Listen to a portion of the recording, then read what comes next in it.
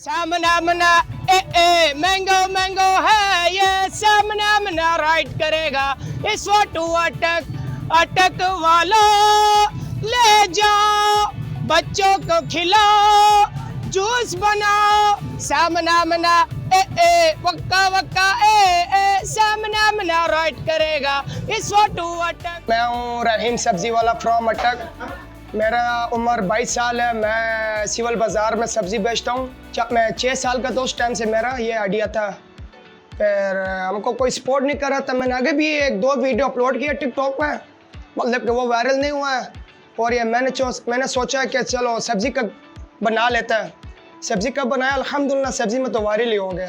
पहले इसी तरह कहता रहता था, बस मेरे दिमाग में ये आइडिया है कि मैं चलो एक वीडियो बनाता हूँ, टिकटॉक में अपलोड कर देता हूँ, क्या पता हम मशहूर ही हो जाए। साविक रेले सावी पिंडिया, काले बैंगन काले काले, छिट्टा छोला लेड़ी पे आ, सब्जी लेके जा सब्जी लेके जा।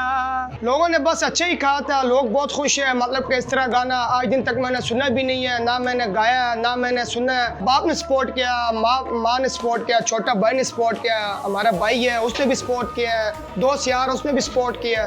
लोग आते हैं अक्सर टिकटॉकर से हम सब्ज़ी लेंगे जिधर से आगे पीछे से, और शाम के टाइम अल्हम्दुलिल्लाह ख़त्म हो जाता है सब्ज़ी।